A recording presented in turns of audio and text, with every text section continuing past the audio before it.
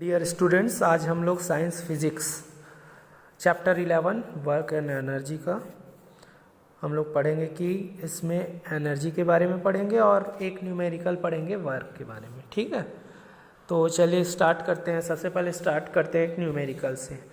Numerical solve करेंगे तो पढ़ते हैं न्यूमेरिकल में क्या पूछा जा रहा है। ठीक है, a porter lift luggage of 15 kilogram from the ground and puts it on his head 1.5 metre above the ground। एक पोर्टर है, वो क्या एक लगेज को क्या कर रहा है, उसको लिफ्ट करके रखा है कि ये लगेज कितने केजी का है, 15 केजी का। ठीक है, 15 किलोग्राम का एक लगेज है, उसको पोर्टर लिफ्ट करके जा रहा है। ठीक है, और इसकी हाइट, ये जो लगेज रखा हुआ है वो पोर्टर, उसकी हाइट ग्राउंड से 1.5 मीटर अबो है। ठीक है, तो 1.5 मीटर अबो है ग्राउंड से उस लगेज की हाइट।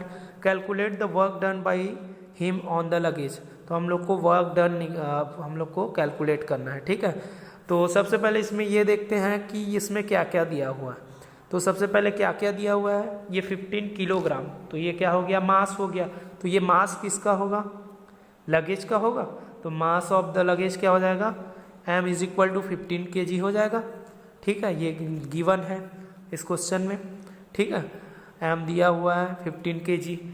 ये क्या दिया हुआ है, 1.5 मीटर अबव द ग्राउंड। ये दिया हुआ है आपका डिस्टेंस दिया हुआ है या फिर डिस्प्लेसमेंट दिया हुआ है। ठीक है, ये कितना दिया हुआ है कि 1.5 मीटर दिया हुआ है। एस कितना दिया हुआ है, 1.5 मीटर दिया हुआ है।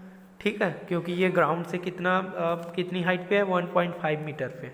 ठीक है, अब हम लोग को क्या करना है, हम लोग को वर्क डन फाइंड करना है, कैलकुलेट करना है। ठीक है, तो वर्क डन का फॉर्मूला क्या होता है, फोर्स इनटू डिस्प्लेसमेंट होता है। ठीक है, या डिस्टेंस होता है। तो फोर्स के लिए हम लोग को क्या पता होना चाहिए कि मास तो पता है, लेकिन मास के साथ एक्सीलरेशन पता होना चाहिए। एक्सीलरेशन हम लोग को कैसे पता चलेगा, अब ये कैसे हो रहा है कि ये लगेज को हम लोग अपवर्ड उठा के रखें इसको। ठीक है, लिफ्ट करके रखा हुआ है इसको पोर्टर, मतलब अपवर्ड या फिर डाउनवर्ड के लिए हम लोग जी यूज़ करते हैं एक्सीलरेशन के लिए। ठीक है, जी ग्रेविटेशनल फोर्स का यूज़ करते हैं, जी का। ठीक है, तो जी मतलब 9.8 मीटर पर सेकंड स्क्वायर हो जाएगा।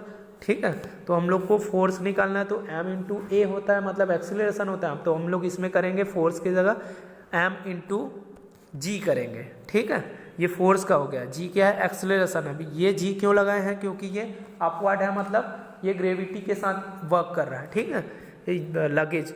ठीक है, अपवर्ड या फिर डाउनवर्ड अगर होता है, किसी चीज़ को लिफ्ट करते हैं या फिर नीचे रखते हैं, तो फिर हम लोग उसको उसका एक्सीलरेशन जी लेते हैं, ग्रेविटी को लेते हैं। ठीक है, तो ये फोर्स का हो गया m इंटू ए, मतलब जी, m इंटू जी, और इंटू डिस्प्लेसमेंट मतलब s, ये मल्टीप्लाई कर देंगे। तो यहाँ हम लोग को m की वैल्यू दी हुई है और s की वैल्यू और g की वैल्यू तो सबको पता है, 9.8 मीटर होता है, या फिर इसको 10 के आप अप्रॉक्सीमेटली ले लेना है इसको। ठीक है, तो F हो गया 15 kg इंटू जी हो गया 10 मीटर पर सेकंड स्क्वायर इंटू S कितना है, 1.5 मीटर। तो इसको भी पुट कर देते हैं, तीनों को मल्टीप्लाई कर देते हैं, तो ये हो जाएगा 10 को अगर 1.5 के साथ मल्टीप्लाई करेंगे तो 15 हो जाएगा। ठीक है, तो 15 से क्या हो जाएगा, 225 kg, ये kg हो जाएगा, और मीटर पर सेकंड स्क्वायर और मीटर हो जाएगा। ठीक है, अब क्या होगा कि हम लोग किलोग्राम मीटर को हम लोग क्या लिखते हैं, ये हो जाएगा, इसका हो जाएगा किलोग्राम, और मीटर पर सेकंड स्क्वायर का क्या हो जाएगा, ये दोनों का हो जाएगा, ये न्यूटन हो जाएगा, क्योंकि फोर्स का क्या होता है, न्यूटन होता है। तो किलोग्राम मीटर पर सेकंड स्क्वायर का हो जाएगा, यूनिट को मिला के हो जाएगा, ये न्यूटन बन जाएगा इतने को मिला के, और इधर बचा मीटर, तो न्यूटन मीटर। तो वर्क डन क्या हो जाएगा, 225 न्यूटन मीटर, और न्यूटन मीटर को हम लोग लिखते हैं जूल, क्योंकि वर्क का ऐसा यूनिट होता है वो जूल होता है, तो हम लोग न्यूटन मीटर को जूल भी लिख सकते हैं। तो फिर कितना आया वर्क डन, 225 जूल आएगा। ठीक है, अब जानते हैं एनर्जी क्या होती है। ठीक है, एनर्जी किसको बोलते हैं, the ability to do work और चेंज इज कॉल्ड एनर्जी। जो भी हम लोग वर्क करते हैं या चेंज, कुछ किसी चीज़ किसी ऑब्जेक्ट की पोजीशन को चेंज करते हैं, या कुछ भी चेंज होता है उसके शेप साइज में, तो उसकी जो एबिलिटी होती है, हमारी जो एबिलिटी होती है, उसको चेंज करने की या फिर वर्क करने की, उसको हम लोग बोलेंगे एनर्जी। ठीक है, जो एबिलिटी है उसी को हम लोग बोलेंगे एनर्जी। वर्क करने की एबिलिटी या फिर किसी ऑब्जेक्ट में चेंज करने की, शेप साइज में वो चेंज करने की एबिलिटी होती है, उसको बोलते हैं एनर्जी बोलते हैं। ठीक है, तो एनर्जी का ऐसा यूनिट क्या होता है, इसका भी होता है जूल, क्योंकि जूल एनर्जी भी क्या है, वर्क से रिलेटेड है। ठीक है, तो इसका ऐसा यूनिट भी क्या होगा, जूल होगा। इसको डिनोट करते हैं एनर्जी को जे से, जूल को किससे डिनोट करते हैं, जे से। ठीक है, एबिलिटी टू डू वर्क और चेंज इज कॉल्ड एनर्जी। ठीक है, वर्क या फिर चेंज की करने की जो एबिलिटी होती है उसी को बोलते हैं एनर्जी। ठीक है, अब पढ़ते हैं डिफरेंट फॉर्म्स ऑफ एनर्जी की, कौन कौन से फॉर्म में होती है एनर्जी। तो मैकेनिकल एनर्जी होती है, थर्मल और हीट एनर्जी होती है। ठीक है, ये तो नाम से ही पता चल रहा है, हीट रहेगा इसमें। ठीक है, लाइट एनर्जी होती है, लाइट से। साउंड एनर्जी, साउंड प्रोड्यूस होती है। Chemical energy, electrical energy, solar energy, ये सन के लिए है। Nuclear energy. ठीक है, तो ये फॉर्म्स है एनर्जी के, और हम लोग इस चैप्टर में पढ़ेंगे मैकेनिकल एनर्जी के बारे में। ठीक है, तो मैकेनिकल एनर्जी किसको बोलते हैं वो सबसे पहले जानते हैं। तो मैकेनिकल एनर्जी क्या होती है, mechanical energy is energy is an object due to its motion और पोजिशन और बोथ।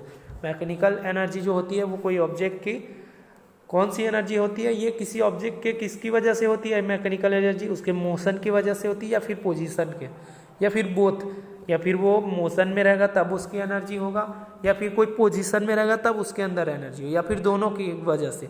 तो ये होती है मैकेनिकल एनर्जी, जिसमें किसी ऑब्जेक्ट के मोशन या फिर पोजीशन या फिर बोथ दोनों की वजह से जो एनर्जी होती है उसको बोलते हैं मैकेनिकल एनर्जी।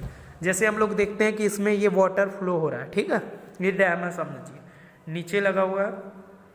ठीक है, तो फिर ये जब यहाँ वाटर रुकी हुई है डैम पे तो एक पोटेंशियल एनर्जी बना के रखी हुई है। ठीक है, क्योंकि ये क्या है, एक जगह ये स्टेबल है। ठीक है, तो ये पोटेंशियल एनर्जी बना के रखी हुई है। अब यहाँ से वाटर जब फॉल होती है तो ये क्या करती है, मोशन करती है, मूव करती है यहाँ से यहाँ। ठीक है, तो मोशन करती है तो ये काइनेटिक एनर्जी हो गई। ठीक है, अब ये काइनेटिक या पोटेंशियल एनर्जी के साथ कॉम्बिनेशन के साथ इसको ये जो है अब इसको क्या कर रहा है, घुमा रहा है, तो इसको बोलेंगे मैकेनिकल एनर्जी बोलेंगे। ठीक है, क्योंकि ये दोनों बहुत काइनेटिक एनर्जी और पोटेंशियल एनर्जी के कॉम्बिनेशन से कौन सी एनर्जी हो रही है, मैकेनिकल एनर्जी बन रही है। ठीक है, अब जानते हैं काइनेटिक एनर्जी किसको बोलते हैं। The energy of an object due to its motion is called kinetic energy. Kinetic energy मतलब मोशन की वजह से होता है, किसी ऑब्जेक्ट के मोशन की वजह से, उसको बोलेंगे काइनेटिक एनर्जी। जैसे इसमें हम लोग देख सकते हैं ये मोशन में है वाटर, तो इसके वजह से जो एनर्जी है, और यही एनर्जी क्या अगर इसको इसको घुमा रही है। ठीक है, तो ये एनर्जी को बोलेंगे kinetic energy. The energy of an object due to its position और change in its shape is called potential energy.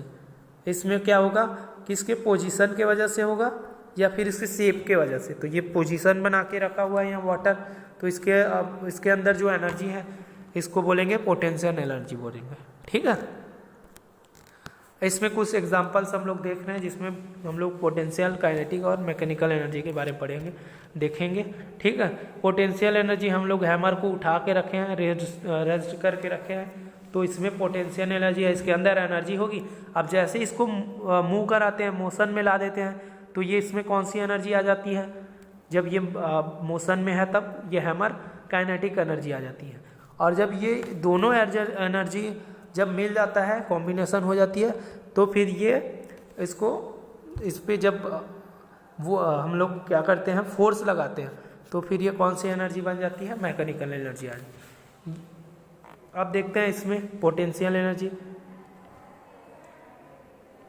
ये आर्चर क्या कर रहा है, इसको ये इस आर्चरी में देखते हैं कि ये इसमें ये पोटेंशियल एनर्जी अभी है, इस पोजीशन बना के रखा हुआ है इसमें इसलिए इसमें कौन सी एनर्जी है, पोटेंशियल एनर्जी।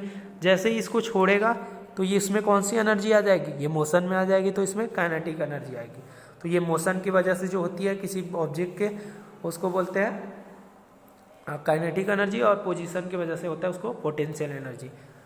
ठीक है, तो इस वो की वजह से इसमें पोटेंशियल एनर्जी, और जैसे ये मूव करती है तो फिर ये काइनेटिक एनर्जी हो जाती है।